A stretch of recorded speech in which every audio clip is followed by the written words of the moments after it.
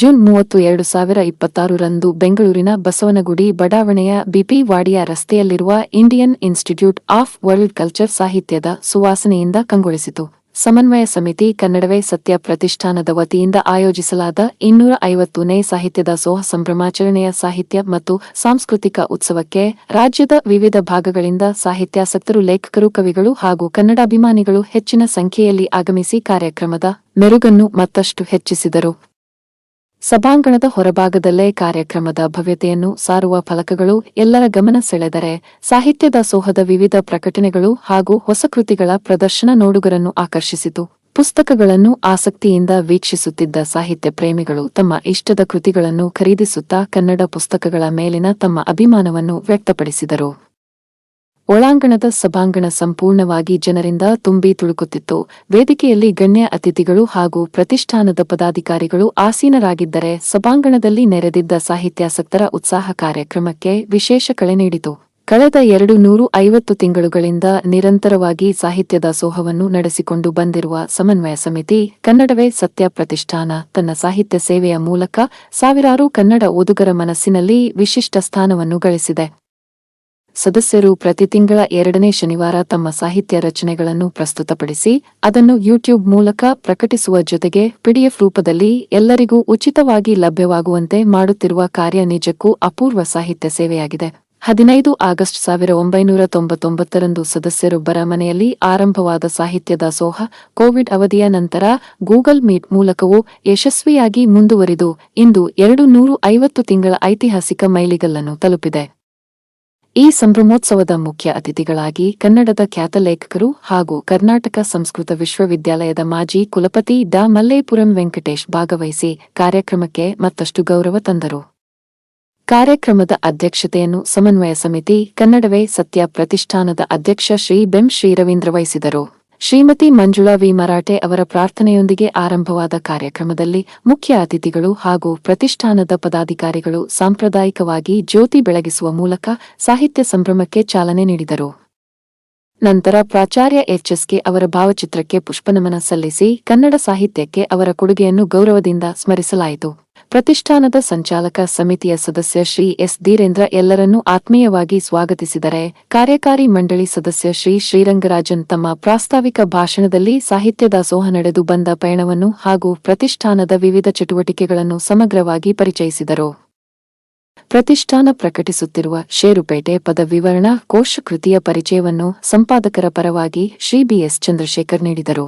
ಇದರೊಂದಿಗೆ ನಾನು ಮೂರ್ಖನಾದೆ ಅಭಿಯಾನದ ಲೇಖನಗಳ ಸಂಕಲನ, ಮಕ್ಕಳ ಕಥೆಗಳ ಆಯ್ದ ಸಂಗ್ರಹ, ತುತ್ತೂರಿ ಹಾಗೂ ಸಾಹಿತ್ಯದ ಸೋಹದ ಹುಟ್ಟು, ಬೆಳವಣಿಗೆ ಮತ್ತು ಅಮೂಲ್ಯ ಛಾಯಾಚಿತ್ರಗಳನ್ನು ಒಳಗೊಂಡ ಸವಿ ಸ್ಪಂದನ ಸಂಭ್ರಮ ಸಂಚಿಕೆಯನ್ನು ಡಾ ಮಲ್ಲೇಪುರಂ ವೆಂಕಟೇಶ್ ಲೋಕಾರ್ಪಣೆ ಮಾಡಿ ಸಂಪಾದಕರಿಗೆ ಸ್ಮರಣಿಕೆ ನೀಡಿ ಗೌರವಿಸಿದರು. ಕಾರ್ಯಕ್ರಮದ ಮತ್ತೊಂದು ವಿಶೇಷ ಆಕರ್ಷಣೆಯಾಗಿ ಸಾಹಿತ್ಯದ ಸೋಹದ ಯಶಸ್ಸಿಗೆ ಮಹತ್ವದ ಕೊಡುಗೆ ನೀಡಿದ 16 ಸದಸ್ಯರಿಗೆ ಸೇವಾ ಮಾನ್ಯತೆ ಸ್ಮರಣಿಕೆ ನೀಡಿ ಸನ್ಮಾನಿಸಲಾಯಿತು. ಪ್ರತಿಷ್ಠಾನದ ಕಾರ್ಯಕಾರಿ ಸಮಿತಿ ಸದಸ್ಯೆ ಶ್ರೀಮತಿ ರೇಣುಕಾ ದೇಸಾಯಿ ಗೌರವ ಸ್ವೀಕರಿಸಿದ ಪ್ರತಿಯೊಬ್ಬ ಸದಸ್ಯರ ಕಿರು ಪರಿಚಯವನ್ನು ನೀಡಿದರು. 250 ತಿಂಗಳುಗಳ ನಿರಂತರ ಸಾಹಿತ್ಯಜ್ಞವನ್ನು ಯಶಸ್ವಿಯಾಗಿ ನಡೆಸಿಕೊಂಡು ಬಂದ ಸಮನ್ವಯ ಸಮಿತಿ ಕನ್ನಡವೇ ಸತ್ಯ ಪ್ರತಿಷ್ಠಾನದ ಈ ಸಾಧನೆ ಕನ್ನಡ ಸಾಹಿತ್ಯ ಇತಿಹಾಸದಲ್ಲಿ ಹೆಮ್ಮೆಯ ಅಧ್ಯಾಯವಾಗಿ ಉಳಿಯಲಿದ್ದು ಮುಂದಿನ ಪೀಳಿಗೆಗೂ ಸಾಹಿತ್ಯ ಸೇವೆಯ ಸ್ಫೂರ್ತಿಯಾಗಲಿದೆ.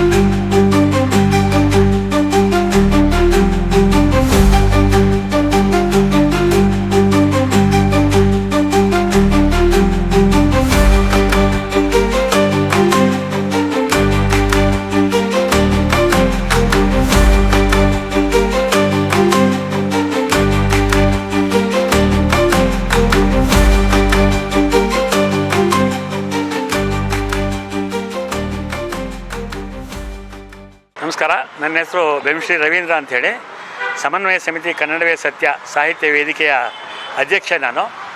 ನಾವು ಪ್ರತಿ ತಿಂಗಳು ಮನೆಯಲ್ಲಿ ಸಾಹಿತ್ಯ ದಾಸೋಹವನ್ನು ಮಾಡ್ತಾ ಬಂದಿದ್ದೀವಿ. ಇದು ಆರಂಭವಾಗಿದ್ದು 1999ರಲ್ಲಿ. ಅಲ್ಲಿಂದ ಇಲ್ಲಿಯವರೆಗೆ ಸತತವಾಗಿ 250 ಮನೆಯ ಸಾಹಿತ್ಯ ದಾಸೋಹಗಳಾಗಿದೆ. ಕೋವಿಡ್ ಕಾಲದಲ್ಲಿ ನಾವು ವಿಡಿಯೋ ಮೂಲಕ, ಜಾಲತಾಣದ ಮೂಲಕ ಸಾಹಿತ್ಯ ದಾಸೋಹವನ್ನು ಮಾಡ್ತಾಯಿದ್ವಿ. ಸಾಹಿತ್ಯ ದಾಸೋಹ ಅಂದರೆ ಬೇರೆ ಬೇರೆ ಲೇಖಕರು ಬಂದು ತಮ್ಮ ಲೇಖನಗಳನ್ನ ಓದ್ತಕ್ಕಂಥದ್ದು, ಅದರ ಬಗ್ಗೆ ಅಧ್ಯಕ್ಷರು ವಿಮರ್ಶೆ ಮಾಡ್ತಾರೆ. ಈ ಥರ ನಡೀತಾ ಇದೆ. ಇದರ ಮಧ್ಯ ಹಲವಾರು ಸಾಹಿತಿಗಳು ಬೆಳೆದರು. ಯಾರ್ಯಾರು ಅಕ್ಷರವನ್ನು ಕಲಿತವರು ಓದೋಕ್ಕೆ ಶುರು ಮಾಡಿದ್ರು, ಬರೆಯೋಕ್ಕೆ ಶುರು ಮಾಡಿದ್ರು. ಈ ರೀತಿ ಹಲವಾರು ಸಾಹಿತ್ಯ ಚಟುವಟಿಕೆಗಳಾಯಿತು. ಅದ್ರ ಜೊತೆಗೆ ರಂಗ ಚಟುವಟಿಕೆಗಳಾಯಿತು. ಅದ್ರ ಜೊತೆಗೆ ಹಲವಾರು ಅಭಿಯಾನಗಳಾಯಿತು. ಹೀಗಾಗಿ ಸುಮಾರು ಜನ ಪುಸ್ತಕಗಳನ್ನ ಬಿಡುಗಡೆ ಮಾಡಿದ್ದಾರೆ. ಇವತ್ತು ನಾವು ಮಾಡ್ತಾ ಇರ್ತಕ್ಕಂಥದ್ದು ಸಾಹಿತ್ಯ ದಾಸೋಹ 250 ಸಂಭ್ರಮೋತ್ಸವ ಅಂತ. 250 ಸಾಹಿತ್ಯ ದಾಸೋಹ ಮಹತ್ತರ ಸಾಧನೆ ಇದು. ಅದು 1 ತಿಂಗಳು ತಪ್ಪಿಸ್ಕೊಳ್ಳದೆ ಮಾಡಿದ್ದೀವಿ. ಆ ಸಾಧನೆಯನ್ನು ಅದನ್ನು ತೋರಿಸೋದಕ್ಕೋಸ್ಕರ ಇವತ್ತು ನಾವು ಸಾಹಿತ್ಯ ದಾಸೋಹ 250 ಸಂಭ್ರಮೋತ್ಸವ ಮಾಡ್ತಾಯಿದ್ದೀವಿ.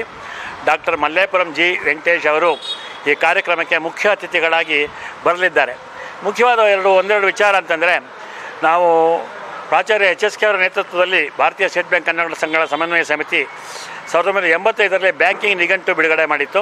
ಹಾಗೂ ಬ್ಯಾಂಕಿಂಗ್ ಪ್ರಪಂಚ ಅಂತಕ್ಕಂಥ ಪತ್ರಿಕೆನ ಸುಮಾರು 25 ವರ್ಷಗಳ ಕಾಲ ಆ ವೇದಿಕೆ ನಡೆಸಿತು. ಅದರ ಮುಂದುವರಿಕೆಯಾಗಿ ನಮ್ಮ ವೇದಿಕೆ ಇದೆ. ಈ ಬಾರಿ ಒಂದು 6 ಜನ ಸೇರಿ ಷೇರುಪೇಟೆ ಪಾರಿಭಾಷಿಕ ಪದ ವಿವರಣಾ ಕೋಶ ಅಂತ, ಇದು ಇಂಗ್ಲೀಷು, ಕನ್ನಡ ಮತ್ತು ಅದರ ಬಗ್ಗೆ ಏನು ಅರ್ಥ ಇದೆ ಅಂತಕ್ಕಂಥ ವಿವರಿಸ್ತಕ್ಕಂಥ ಪದ ವಿವರಣಾ ಕೋಶ ಬಿಡುಗಡೆ ಆಗ್ತಾಯಿದೆ. ಇದರ ಜೊತೆಗೆ ನಾವು ಪ್ರತಿ ವರ್ಷ ಶ್ರಾವಣ ಮಾಸದಲ್ಲಿ ಒಂದು ಲೇಖನ ಅಭಿಯಾನ ಮಾಡ್ತೀವಿ. ಅದು ಮಕ್ಕಳ ಲೇಖನ ಅಭಿಯಾನದ ಪುಸ್ತಕ ಸಂಕಲನ ತುತ್ತೂರಿ ಬಿಡುಗಡೆ ಆಗ್ತಾಯಿದೆ. ಮತ್ತು ಇನ್ನೊಂದು ಅಭಿಯಾನದ ಪುಸ್ತಕ ಬಿಡುಗಡೆ ಆಗ್ತಾಯಿದೆ. ಅದ್ರ ಜೊತೆಗೆ ಸಾಹಿತ್ಯ ದಾಸೋಹ ಸವಿಸ್ಪಂದನ ಅಂತ ಸ್ಮರಣ ಸಂಚಿಕೆ ಬಿಡುಗಡೆ ಆಗ್ತಾಯಿದೆ. ಇದೆಲ್ಲ ವೇದಿಕೆ ವತಿಯಿಂದ ಬಿಡುಗಡೆ ಆಯಿತು ಅಂತಂದರೆ, ನಮ್ಮ ಲೇಖಕರು ನಮ್ಮ ವೇದಿಕೆಯಲ್ಲಿ ಕ್ರಿಯಾಶೀಲವಾಗಿ ಭಾಗವಹಿಸ್ತಾ ಇರೋರು 42 ಪುಸ್ತಕಗಳನ್ನು ಇವತ್ತು ಬಿಡುಗಡೆ ಮಾಡ್ತಾಯಿದ್ದಾರೆ. ನಮ್ಮ ವೇದಿಕೆ ದೃಷ್ಟಿಯಲ್ಲಂತೂ ಇದು ಮಹತ್ವದ ದಾಖಲೆ. ಆ ಎಲ್ಲ ಪುಸ್ತಕಗಳು ಬಂದಿದೆ, ಅದು ಮಾರಾಟಕ್ಕೆ ಕೂಡ ಅದನ್ನು ಇಡಲಾಗಿದೆ. ಇನ್ನು ಮುಂದೇನೂ ನಾವು ಈ ಥರ ಹೆಚ್ಚೆಚ್ಚು ಚಟುವಟಿಕೆಗಳನ್ನ ಮಾಡಿ ಕನ್ನಡವನ್ನು, ಸಾಹಿತ್ಯವನ್ನು ಜನಮನಕ್ಕೆ ಕೊಂಡೊಯ್ಯಬೇಕು ಅಂಥೇಳಿ ನಮ್ಮ ಆಸೆ. ಭಾಳ ಮುಖ್ಯವಾದ ವಿಚಾರ ಅಂದರೆ, ನಮ್ಮ ವೇದಿಕೆ ಯಾವುದೇ ರೀತಿಯಾದ ರಾಜಕೀಯ ಒಲವು ನಿಲುವುಗಳನ್ನಾಗಲಿ ಹೊಂದಿಲ್ಲ, ಅಥವಾ ಇನ್ಯಾವುದೋ ವಿವಾದಾತ್ಮಕ ವಿಷಯಗಳಿಗೆ ತಲೆ ಹಾಕೋಲ್ಲ. ಸಾಹಿತ್ಯ ಕ್ಷೇತ್ರ, ಅದರಲ್ಲೂ ಕನ್ನಡ ಸಾಹಿತ್ಯ ಕ್ಷೇತ್ರ ನಮ್ಮ ಆದ್ಯ ಕರ್ತವ್ಯ. ಆ ಕ್ಷೇತ್ರದಲ್ಲಿ ನಾವು ಕೆಲಸ ಮಾಡ್ತಾಯಿದ್ದೀವಿ.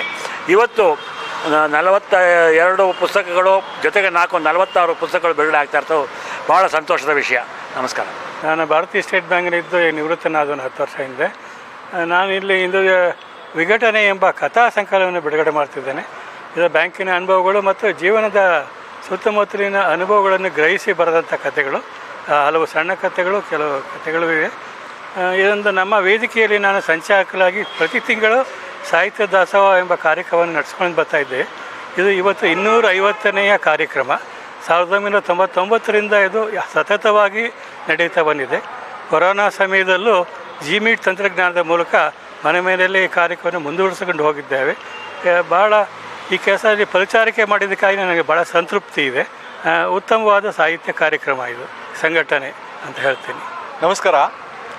ನಾನು ಧೀರೇಂದ್ರ ಸೀತಾರಾಮಾಚಾರ್ಯ. ವೃತ್ತಿಯಲ್ಲಿ ಬ್ಯಾಂಕರು, ಈಗ ನಿವೃತ್ತ. ಪ್ರವೃತ್ತಿಯಲ್ಲಿ ನಾನೊಬ್ಬ ಸಾಹಿತಿ, ನಟ, ನಾಟಕಕಾರ, ನಿರ್ದೇಶಕ. ಇವತ್ತು ನಮ್ಮ ಕನ್ನಡವೇ ಸತ್ಯ ಸಮನ್ವಯ ಸಮಿತಿದು 250ನೇ ದಾಸೋಹದ ಆಚರಣೆದು ಸಂಭ್ರಮೋತ್ಸವ ನಡೀತಾ ಇದೆ. ಈ ಸಂಭ್ರಮೋತ್ಸವದಲ್ಲಿ 41 ಜನ ತಮ್ಮ ಪುಸ್ತಕಗಳನ್ನು ಬಿಡುಗಡೆ ಮಾಡ್ತಾ ಇದ್ದಾರೆ. ಬಹುಶಃ ಇದು ಒಂದು ದಾಖಲೆ ಅಂತ ಅನಿಸುತ್ತೆ. ಪ್ರಕಾಶಕರು ಇದಕ್ಕಿಂತ ಜಾಸ್ತಿ ಮಾಡಿರ್ಬೋದು, ಆದರೆ ಒಂದು ಸಂಸ್ಥೆ, ಆ ಸಂಸ್ಥೆಯ ಸದಸ್ಯರು 41 ಪುಸ್ತಕಗಳನ್ನ ಒಂದೇ ದಿವಸ ಬಿಡುಗಡೆ ಮಾಡ್ತಾ ಇರೋದು ಒಂದು ನಿಜವಾಗ್ಲೂ ದಾಖಲೆ. ಅದಕ್ಕೆ ಇದು ಸಂಭ್ರಮೋತ್ಸವ ಅನಿಸ್ಕೊಂಡಿದೆ. ಮೊದಲಿಂದ ನಾವು ಕನ್ನಡ ಪರವಾಗಿ ಹೋರಾಟ ಮಾಡ್ಕೊಂಡು ಬಂದಿದ್ದೀವಿ ಬ್ಯಾಂಕಲ್ಲಿ. ಈಗ ನಿವೃತ್ತಿ ಆದಮೇಲೆ ನಮ್ಮ ಹವ್ಯಾಸ ಪೂರ್ತಿ ಸಾಹಿತ್ಯದ ಕಡೆಗೆ ಹೋಗಿದೆ. ಇವತ್ತು ಒಂದು ನಾಟಕ ಕೂಡ ಇದೆ. ನಮ್ಮ 250 ದಾಸೋಹ ಏನಾಯಿತು ಅದರದ್ದು ಒಂದು ಸಾರವನ್ನು ಹಿಡಿದು ನಮ್ಮ ಪ್ರೇಕ್ಷಕರ ಮುಂದೆ, ನಮ್ಮ ಸದಸ್ಯರ ಮುಂದೆ ಇಡುವಂಥ ಒಂದು ಪ್ರಯತ್ನ ಇದೆ. ಅದಕ್ಕೆ ಸಾಹಿತ್ಯ ದಾಸೋಹ ದೋಹ ಅಂತ ಹೆಸರಿಟ್ಟಿದ್ದೀವಿ. ಹಾಗೆ ನನ್ನೊಂದು ಪುಸ್ತಕ ಇದೆ ಇವತ್ತು. ಆ ಪುಸ್ತಕದಲ್ಲಿ 3 ನಾಟಕಗಳನ್ನ ಬಿಡುಗಡೆ ಮಾಡ್ತಾಯಿದ್ದೀನಿ. ಒಂದು ಕನ್ನಡದ ಕೈ ಕೈಲಾಸಂ ಅಂತ, ಟಿಪಿಕಲ್ ಕೈಲಾಸಂ ಅಂತ ಹೇಳಿ ನರಸಿಂಹನಂದು ಬರೆದಿದ್ರು ಮುಂಚೆ, ಆದರೆ ಅದು ಹಸ್ತಪತಿ ಮಾತ್ರ ಇತ್ತು. ಆ ಹಸ್ತಪತಿ ಕೂಡ ಇಲ್ಲ, ಈಗ ಪ್ರಿಂಟು ಆಗಿಲ್ಲ. ಅದು ಸಿಂಹ ಅವ್ರು ಮಾಡ್ತಾಯಿದ್ರು, CR ಸಿಂಹ ಮಾಡ್ತಾಯಿದ್ರು. ಅದು ನೋಡಿದ್ದು ನಾನು. ಆ ನೋಡಿದ್ರ ಮೇಲೆ ಜ್ಞಾಪಕ ಇಟ್ಕೊಂಡು ನನ್ನದೇ ಅಂಥ ಒಂದು ಇದನ್ನು ಸೃಷ್ಟಿ ಮಾಡಿಕೊಂಡು ಹೊಸದಾಗಿ ನಾನು ಪುನರ್ ಸೃಷ್ಟಿ ಮಾಡಿದ್ದೀನಿ. ಅದು ಕನ್ನಡದ ಕೈ ಕೈಲಾಸಂ ಅಂತ. ಅದ್ರ ಜೊತೆಗೆ HSK ಅವರ 3 ಪ್ರಬಂಧಗಳು, ಮಾವಿನ ಹೆಣ್ಣು ಅಂತ, ಇನ್ನೊಂದು ರುಕ್ಕಮ್ಮನ ಸಂಸಾರ ಅಂತ, ಅವೆರಡೂ ನಾಟಕಗಳನ್ನ ನಾನು ಮಾಡಿದ್ದೀನಿ. ಸೊ ಆ 3 ನಾಟಕಗಳನ್ನ ಒಂದು ಪುಸ್ತಕ ಮಾಡಿ ಇವತ್ತು ಬಿಡುಗಡೆ ಮಾಡ್ತಾಯಿದ್ದೀವಿ. ಧನ್ಯವಾದ.